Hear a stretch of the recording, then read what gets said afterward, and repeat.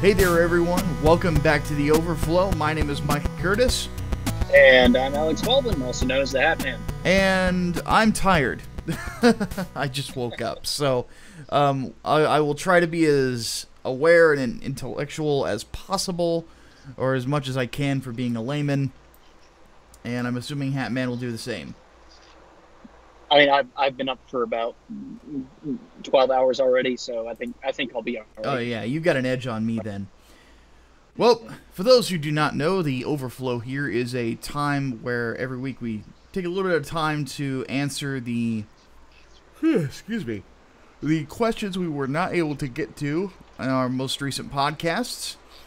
And Hatman, as always, I will let you choose what we start with: politics or entertainment. I'm feeling entertainment today, so let's start with that. All right, let's do it. So, Brian Gilmartin leads off. He asks us what our thoughts are on the CalArts art style. It's lazy. Yeah, it really is.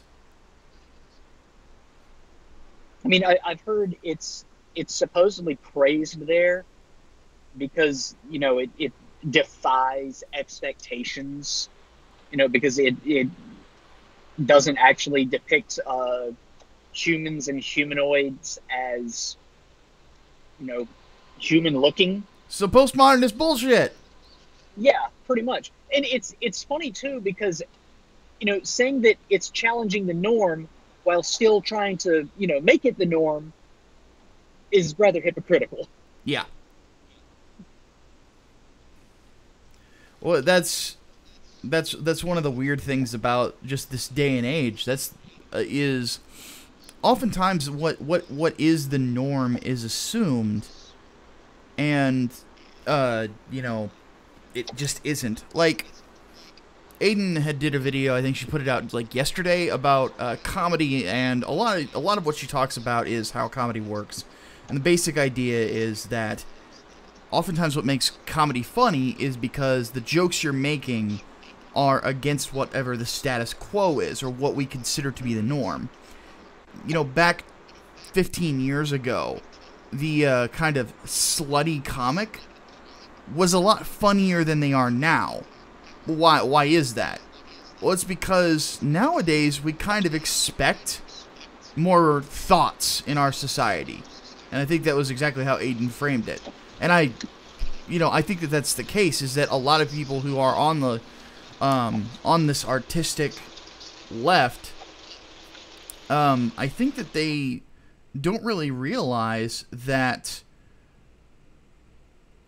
because the way that the culture is moved, like, this is not the sort of thing that is unexpected. And when those norms, as time goes on, change, and you know,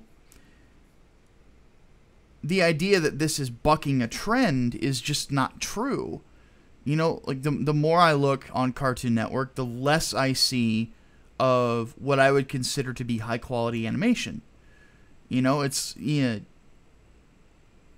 the fact that Rick and Morty, like, seems detailed compared to this CalArts style is kind of pathetic. So, yeah, I freaking hate it. I hate the idea of Thundercats Roar in the first place, but I don't know, the way that Cartoon Network runs their business, and Viacom in general, is just, it's always been trash, and they will continue to be trash. Yeah, it's basically how it goes. I mean, Yeah. honestly, like, just look at how the 2010s have treated cartoons as opposed to, like, the 2000s. Mm-hmm. Like, the 2000s made cartoons that were, you know,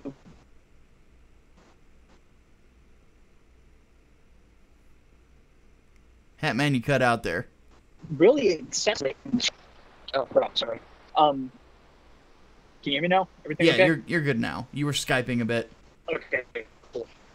Yeah, well, it's also because, you know, cars and rain and shit. But anyway, no, like, the 2000s, as far as cartoons go, felt like a, you know, retread of the early 90s. You know, some of the awesome stuff that we got, like Teen Titans, Avatar: The Last Airbender. They were really, really solid shows. And, you know, what we ended up getting instead, like Teen Titans Go and now Thundercats Roar, and like you think of the 2010s in animation, and it's only like a handful of shows that stand out. Yeah. Like regular show, and I guess, you know, Gumball too, but that's also got a good animation style behind it. Adventure Time was pretty good for a while, and then it sort of faltered.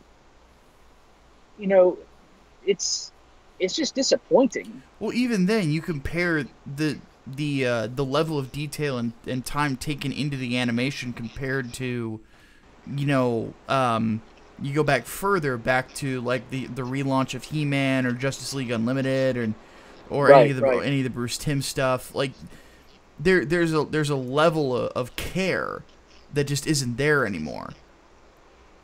No, Like I can understand like the if your show is a comedy, for the art style to be a little goofy, like Dexter's Lab or Ed, Edd n Eddy or yeah, what have you. But at the same time, the style was never came across as lazy because all of those shows had a different art style. You know, yeah, exactly. like Powerpuff Girls didn't look like Dexter's Lab. Dexter's Lab didn't look like what's another good example? Sorry, my brain just went.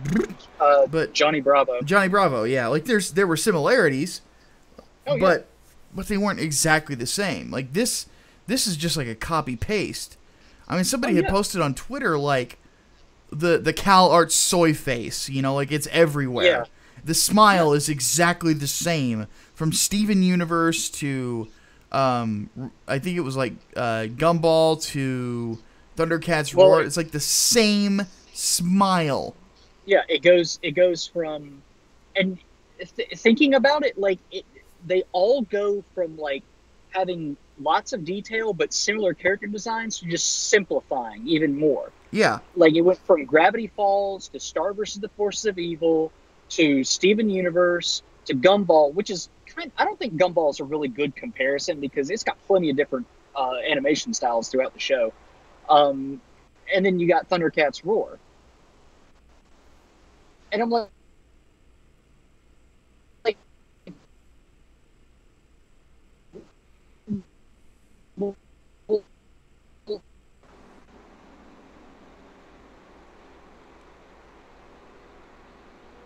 And the car and this rain are not doing you any justice today. oh god, that bad? Yeah, you like the whole sentence it just disappeared. Wow. Well, my point is pretty much done anyway. It's done. I think we've said all we really can. Hardboiled Entertainment asks, what are your favorite DC Elseworld stories? That's a good question. I don't really have any because I can't remember any else.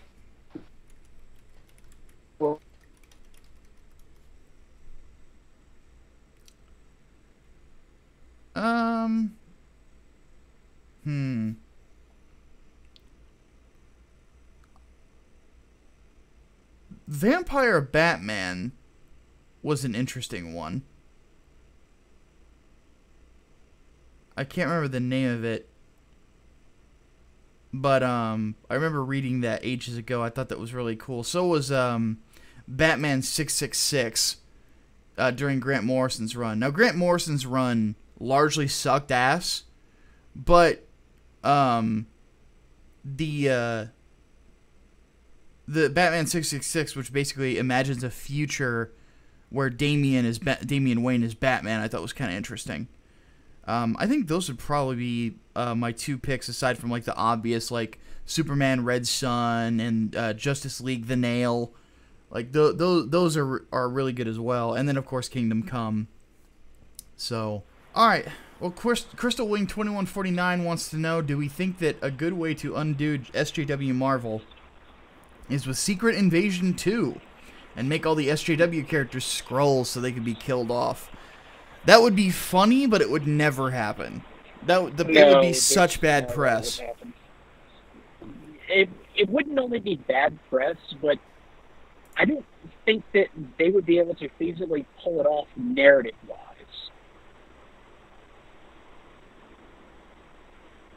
I just don't see how it could happen. Yeah, there's truth to that too. I mean, at the end of the day, they're like, that kind of a story would come across as kind of desperate. Yeah.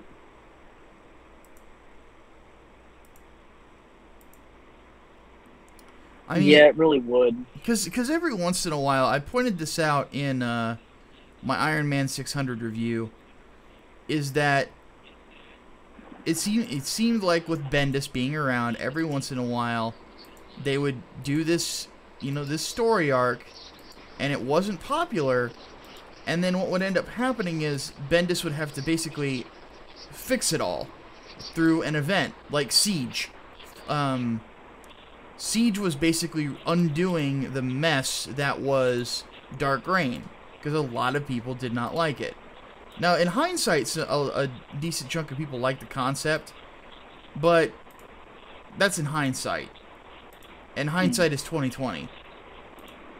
Yep. So, where we find ourselves with the current issues is that there really is no simple solution, and I think that Marvel knows that.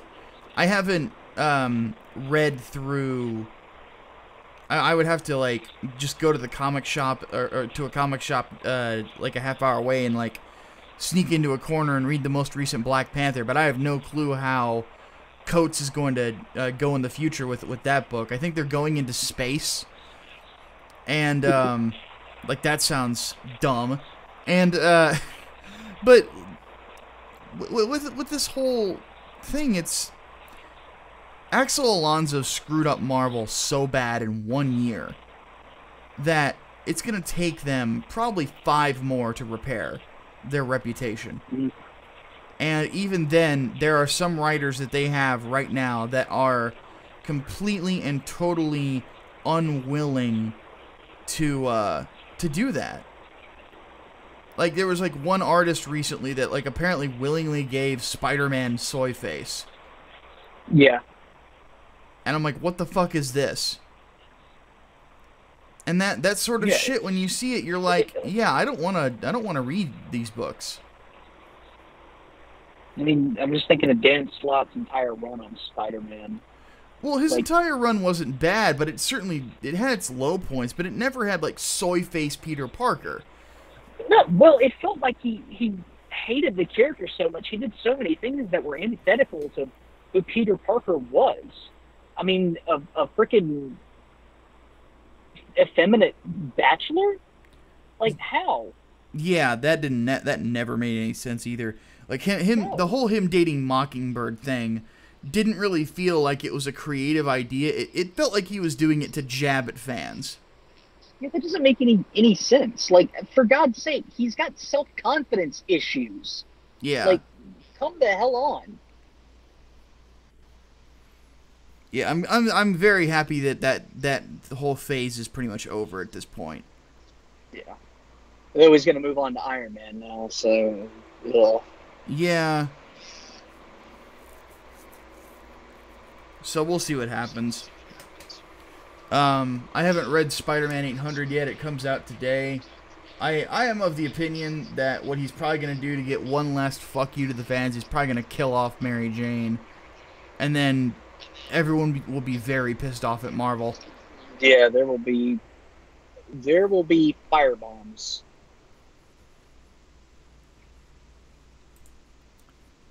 Alright. Jacqueline Inman asks, have we ever heard of Monster Monsoon? I have no idea what that is. Monster Monsoon? Yeah. Monsoon. Monsoon. That's how it's spelled. No, I have not heard of that. Yeah. Unless he's talking about Monster Musume, no. Yeah, I have no clue. Mm-mm. Swordsman 100 asks, the Blue Beetle I was recommended was some guy named Jaime. Apparently, the Beetle is similar to a Clintar. What are your thoughts on that guy? Jaime Reyes in the comics really wasn't that special. But in Young Justice, he was actually an interesting character. Yeah, and in the Teen Titans versus Justice League movie, he was actually pretty alright too. It seems like any sort of animated adaptation, he's pretty alright. But yeah, comics wise, I'm always going to prefer Ted Kord anyway. Well, what I found interesting, if I remember right, he was initially written by Dwayne McDuffie before McDuffie passed. I would not know off the top of my head. Yeah, and he just couldn't get the character over, and that was kind of the problem. Like Young Justice did Jaime a lot of good. Yeah. But then again, like DC in the Jeff Johns era is oddly inconsistent.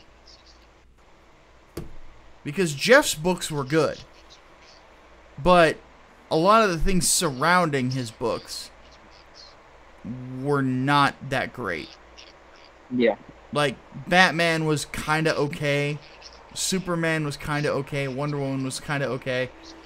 Like, none of that really was that enjoyable. But Flash at the time was very enjoyable.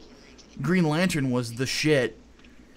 Mm-hmm. So, I mean, Jeff Johns and both Ivan Reis and Ethan Van Sciver really reestablished Hal Jordan as a premier superhero, and then they did the same thing with Barry Allen. Mm-hmm. So, but yeah, Jaime, like, I think that a lot of people really liked the Ted Kord as a backup character, and trying to make a new Blue Beetle that you're kind of pushing into the forefront as your new, really kind of their Spider-Man in a lot of ways. Mm-hmm. The problem is that it's such an obvious move that it really doesn't work in the long run. Because now they're doing the same thing with a character called Sideways, and apparently the character is actually really cool, but he's basically DC Spider-Man. Yeah. And you kind of look at that and you're like, yeah, I can't wait for you to get impaled by Deathstroke. Yeah.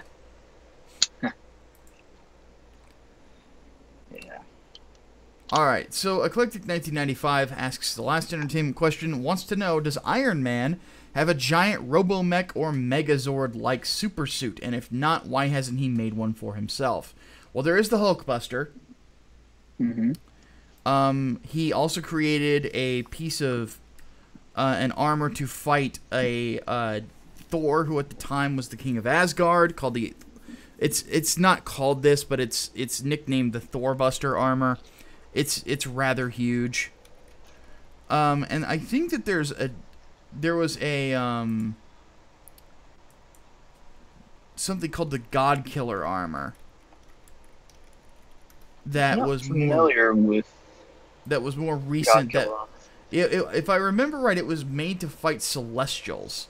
Yeah. Just pulled from Wiki here. The God Killer was a powerful weapon created eons ago by the Aspirants to battle the Celestials during the final battle of the Celestial War. It was piloted strictly by people on a genetically imprinted short leash. So, and he doesn't even pilot it. It's piloted by his brother, Arno. Mm-hmm. So... and the thing about Arno is that he was a genetically... The whole fucking plot story is fucking stupid, but basically the whole thing is that they retconned that Tony Stark is not the son of Howard Stark. He's adopted. Yeah, that's... It's fucking dumb. Yeah. So... God, like that and Bendis' run really fucked Iron Man over.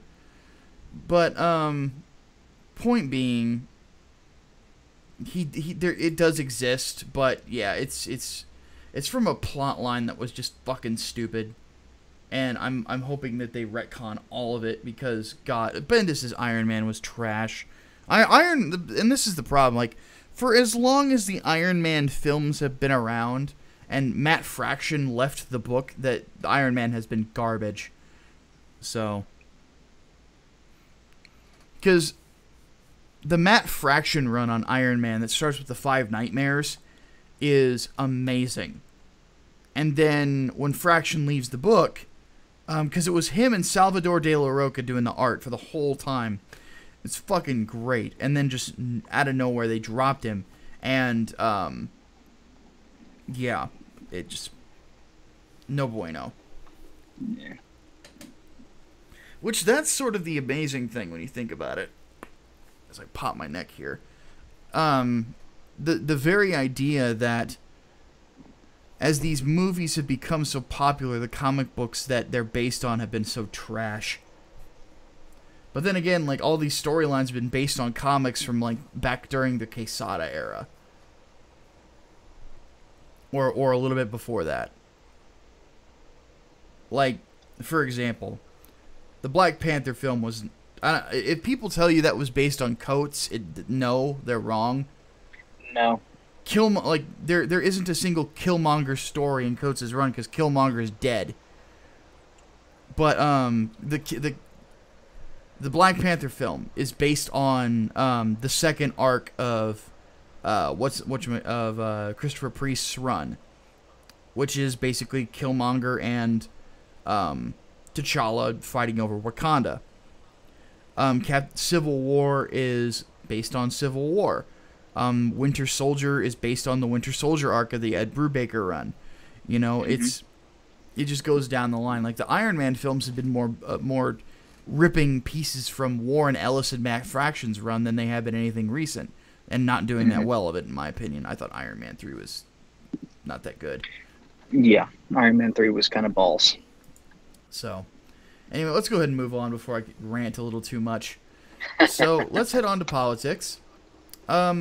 There's some questions about the UK government here, given what the topic of the most recent episode was. Crystal Wing 2149 wants to know, how long do you think it'll take the UK government before they've pissed off their native citizens enough to the point where they rise against them? Again, this is Britain we're talking about. I don't know if it's going to happen. Yeah. I think they've more or less been pacified to the point where they won't do anything of that sort. I mean, Brexit is probably like the closest thing, but based on the snap election that Theresa May held, you're seeing a lot of the voting bloc turn towards left-wing parties, and even then, you've got your Conservative Party even being rather left-wing themselves. Yeah, they don't even want Brexit to happen.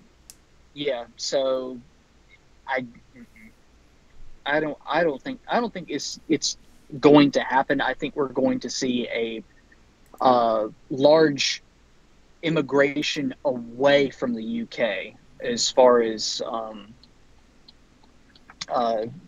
actual, or at least former citizens are concerned. I mean, if you want to call it replacement theory, honestly, that'd be the closest thing to it. You'll see more non-native Brits residing in the country before long, and a lot of native Brits quitting, more or less. Well, yeah, that's kind of what I'm thinking is going to end up happening. Is there's going to be a lot of people who just end up moving out if they can. Yeah. And I'd say towards the U.S. because friendly diplomatic relations for one, and also, we don't have the same sort of controls on freedoms, quote unquote, that the UK has. Yeah. I say quote unquote because freedom is not something that is controlled. Yes. So we have protections. If a liberty gets controlled, it's a privilege. Yeah. So, and that's the problem with Britain in general. Yeah. Problem with most of the world, really. And Swordsman 100 asks, will the British government go after Sargon next? It's a possibility. Very likely, yes. He's on the radar for sure. I think he's being very careful. Perhaps too careful in a way.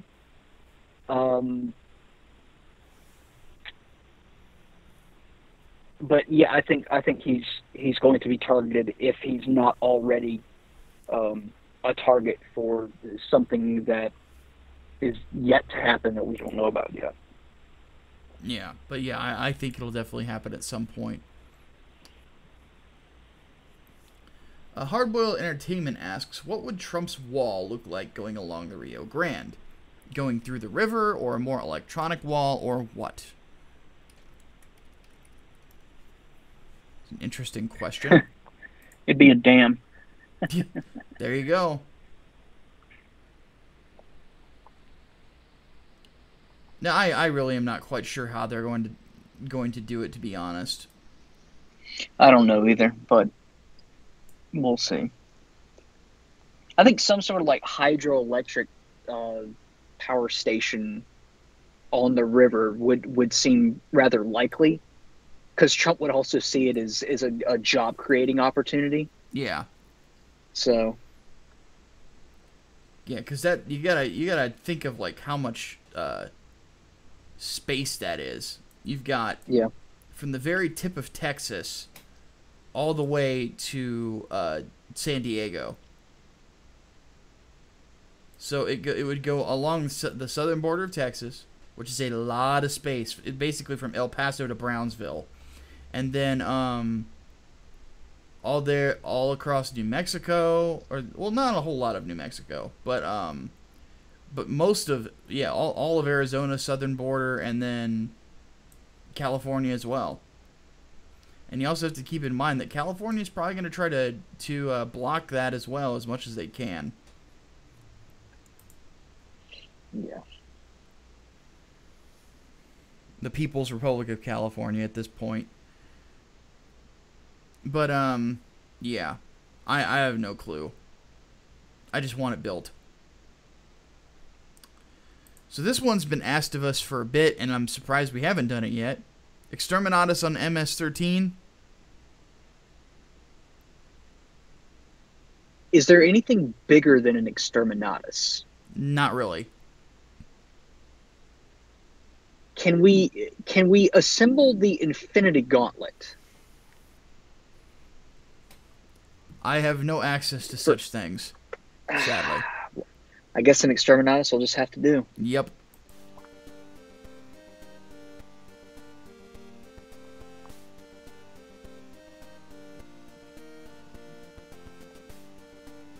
We have arrived, and it is now that we fulfill our charge. In fealty to the Lord our God, and by the grace of his throne, I declare Exterminatus upon whatever scumbag we're declaring Exterminatus on today. I hereby sign the death warrant of an entire wherever, and consign 1,000,000 souls, maybe, to oblivion. May imperial justice account in all balance. The Emperor protects. Deus vult, Deus vult, Deus vult, Deus vult, Deus vult. Ah, Deus vult indeed. Indeed. Alright, and that was for John Whitesell. And our last question comes from Eclectic1995, wants to know our opinions on Machiavelli's The Prince. I love that question. That's a very good question. That's why I saved it for last, because I love The Prince. I think it's a great book. Yes, absolutely. I think that The Prince is probably one of the most demonized books not called Mein Kampf, and it is undeservedly demonized. I think that it provides an interesting look at pre-Lockean governmental thought that is kind of shocking when you read it. So Machiavelli was kind of a pragmatist in his views on government. He was not a malicious individual, despite what some people would like to say. He kind of always felt like the ends would just end up justifying the means in a lot of things. And but he was very honest about human nature and honest about how war goes and how government works and how people react to government. He really was very ahead of his time in regards to his observations. So, and here's the interesting thing. If you've ever played the game Assassin's Creed 2, that is basically The Prince, the game. And Machiavelli's in it. And he's also a major figure in Brotherhood, isn't he? Brotherhood's the one that comes after 2, right? Yes. Yeah, so I played all of the Ezio trilogy, so still own it, actually. Like, I think I actually went out of my way to buy it on PC. But, it was weird. I was kind of sick of Ezio at one point, and then I went back and played those games. Like, you know what? This character is actually kind of endearing. But anyway, the thing about Machiavelli's The Prince is that I think that he wrote a playbook that Trump is playing from. Mm-hmm. Like, a lot of what I've seen Trump do in his handling of the media and the handling of his base are straight out of The Prince. He is ruthless to his enemies, but gives everything he can to his base. Everything. Which is what Machiavelli tells leaders to do. Is to give liberty. Like, you've got two options in government. You crush everyone underneath your heel, and then pray that you break them. What the UK is doing. Or you give them liberty and let them live freely, and they'll love you forever. And basically he says that any half measure will have catastrophic losses for you. Back in that time, it meant you were going to die. Nowadays it means you get Trump. Like, you read The Prince and you look at Obama's years as president, you'll see why he lost, and the Democrats lost so much ground, and they continue to lose ground. Mm-hmm. And why Trump and the Republicans have gained so much ground, even though the Republicans, I really haven't felt have been that impressive. You know, thank you, John McCain, for that.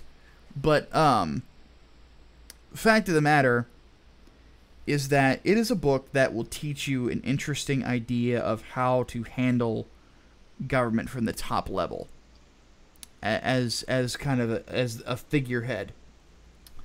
And you would be surprised at how positive it speaks of liberty. Again, like I said, this is before John Locke was even born. How positive it speaks of liberty, how positive it speaks of, understanding the rights of your populace and all these sorts of things. So, yeah, I recommend The Prince. It's a great read. It's probably one of my favorite books of all time. Obviously, I'd recommend it too. Although I don't necessarily agree with the way that it sort of justifies immorality in order to, I guess, do what needs to be done in a way. And I kept forgetting the quote, so I found it. He who neglects what is done for what ought to be done sooner affects his ruin than his preservation. Like, that's basically the centerpiece of it. Yeah, there's a lot of truth to it, but it's not an easy truth to swallow. Yeah. For me, it's, I guess maybe because I value morality a little bit more than just, the overall making sure shit gets done. And kind of goes counter to the idea of it being feared rather than loved. Yeah. But no, I still think it's an absolutely great read, and like you said, it's very much a product of its time, pre-Locke, pre-republicanism, really. Mm-hmm. say you classic for a reason. Yeah, you look at Renaissance Italy, and it wasn't all gay painters. You know, like it was actually not the best of times. So you read about Renaissance Italy, you read The Prince, and it makes sense. Oh yeah, like it was very, very cutthroat back then. Oh, absolutely. So because there's a big part of it where he talks about the Pazzi family. You know, and that they were a big influence on Italian politics at the time. Mm-hmm. You know, because the whole thing is being written to Lorenzo de' Medici, who had ruled Florence, or Firenze as it's called in the book, and then was deposed and then came back after a time. So yeah, like I said, Assassin's Creed 2 is based on The Prince. So the yeah, it was definitely a product of its time. Yeah, it's interesting. Like back when I was in Texas last year, that's all I read was like books about government. Was like The Prince, Plato's The Republic, John Locke's the Two Treatises of Government. You know, like like that's all I read when I was there. Which is funny because I had bought 2 books by C.S. Lewis at the beginning of the trip that I planned on reading. I didn't even touch them. I ended up going through old stuff I had for ages and hadn't read yet. Well, I had read Locke, but yeah. About to say, anyone who wants to get into political discourse, that like all those are required reading. Yeah. I would even say, though not that I think the book is good, I would say even read the Communist Manifesto. Yeah. Oh, yes, absolutely. You have to. I mean, you have to know what it talks about. If you're up for it, I would go as far as recommending Das Kapital too. Yeah. But that can be a bit of a challenge. So, yeah. Well, and that's the thing, is we talk a lot about worldviews on our podcast. You know, and whenever I get around to doing vlogs here on the Micah and the Hatman channel. And one thing that I talk smack about a lot of different worldviews because I think Christianity is superior. I wouldn't be a Christian if I didn't. With that said, I would never tell you don't read about nihilism. Like, a lot of what Nietzsche has to say is incredibly interesting. I think that atheistic existentialism is stupid. Still, you should probably read Jean-Paul Sartre. He's actually a really interesting read. You know, or really existentialism in general, I don't completely agree with. You know, I would still say read Soren Kierkegaard. Kierkegaard was a brilliant writer. You should always read different thoughts because they don't get everything wrong. There's some things that are observable about the human condition that you can get from different philosophers, but obviously in practice, not all of them are correct. Some do lead to ruin, and what you should always remember, and I said this in that article I wrote for Hollywood and Toto, is that philosophy does not exist in a vacuum. It has to be checked against history and against science, and all of them in tandem, alongside ethics, but that's part of philosophy. All of that in tandem can create a better humanity. It just depends on whether or not we follow it. So, I mean, if anything, reading stuff, you know, political theory, philosophy, whatever, that you disagree with will help you temper your own views. Yeah. Because then you'll know how to argue against it. Yeah, I mean, that was basically what we had to do in one of my debate classes in high school. And we were instructed to read something that is counter to your political views. You understand it better. Yeah. See, a lot of my my books that I own, and I think I showed you, Hatman, is like a lot of what I own is like written by secular humanists. Yes. Yeah, that big pile that was on your desk there. Yeah. Yeah. Like or you know, Athenian philosophy and stuff like that. Like that's mostly what I read. Because I'm interested in that. You know, it's like, how do you see a world without God? Because I only have for about 3 years, and it's because I was being an edgy teenage idiot. So, and I mean, I've made no secret of having read Mein Kampf and, of course, you know, Antifa, the anti-fascist handbook on the channel. Mm-hmm. I mean, yeah, that's why we do it. I mean, that's what's kind of interesting is, like, people fall into traps these days because they haven't read these books. Like, we made a point when the first time we ever had Aiden on, excuse me, where we had read a passage from Mein Kampf, and it was basically almost beat for beat what the alt-right says about things. And it's like, guys, the jig is up. We know you're pulling from Hitler here.